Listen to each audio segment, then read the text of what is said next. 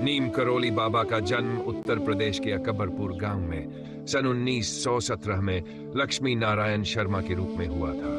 बचपन से ही उनके व्यवहार में कुछ अलौकिक गुण दिखने लगे थे। वो अक्सर ध्यान में बैठे रहते, ईश्वर की बातें करते और सामान्य जीवन से अलग रहते। कम उम्र में ही उन्होंने गृहस्थ जीवन त्याग दिया और आध्यात्मिक यात्रा पर निकल पड़े। बहुत छोटी उम्र में उन्होंने संसार को त्याग दिया और साधुओं के साथ हिमालय की ओर चले गए। वहां उन्होंने वर्षों तक साधना की और फिर समय के साथ बाबा नीम करौली नाम से प्रसिद्ध हुए।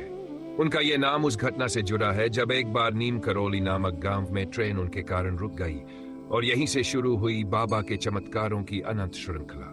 एक बार बाबा को ट्रेन से उतार दिया गया क्योंकि उनके पास टिकट नहीं था। जैसे ही बाबा उतरे, ट्रेन चल ही नहीं पाई। सभी इंजन तकनीशियन असफल रहे।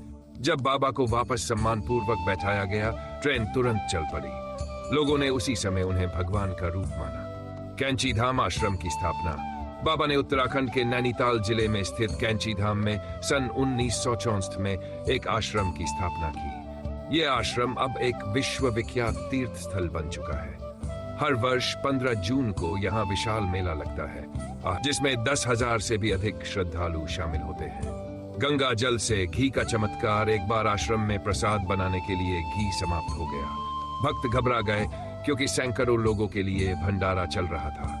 बाबा ने मुस्कुराकर कहा, नदी से पानी लाओ। भक्तों ने जैसा कहा वैसा किया। नदी से पानी लाकर बड़े भगोनों में डाला।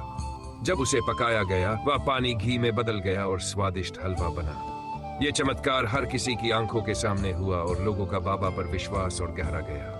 एक बार किसी भक्त के घर में आग लग गई। वह बाबा के पास दौड़कर आया। बाबा शांत थे। उन्होंने पास रखी राख उठाई और बोले, जर घर के चारों कोनों में छिड़क दो। भक्त ने वैसा ही किया। आश्चर्यजनक रूप से आग फैलना बंद हो गई और पूरा घर बच गया। पश्चिमी दुनिया में बाबा की प्रसिद्धि, बाबा नीम करौली की प्रसिद्धि भारत तक सीमित नहीं रही। Steve Jobs, Mark Zuckerberg, Krishna Das, Ramdas जैसे कई अंतर्राष्ट्रीय हस्तियों ने बाबा के आश्रम में आकर शांति पाई। स्टीव जॉब्स ने जीवन के कठिन समय में बाबा के दर्शन की यात्रा की। बाबा से मिलने के बाद उनके जीवन की दिशा बदल गई।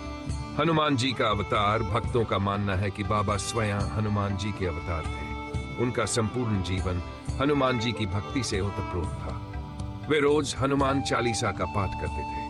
वे कहते थे, जो कुछ करता है हनुमान करता है। कई बार भक्तों को स्वप्न में हनुमान जी के दर्शन हुए, लेकिन चेहरा बाबा जैसा था।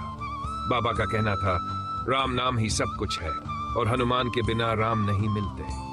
उनका हर कार्य हनुमान जी की शक्ति का प्रतीक था।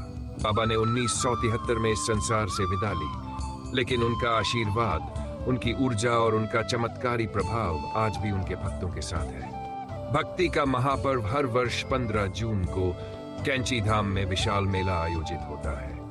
लाखों लोग दूर दूर से आते हैं, बाबा के मंदिर में दर्शन करते हैं, भंडारे में भोजन करते हैं और चमत्कारिक शांति महसूस करते हैं। बाबा का कहना था, भोजन और भक्ति में किसी का भेद मत देखो, सेवा ही साधना है।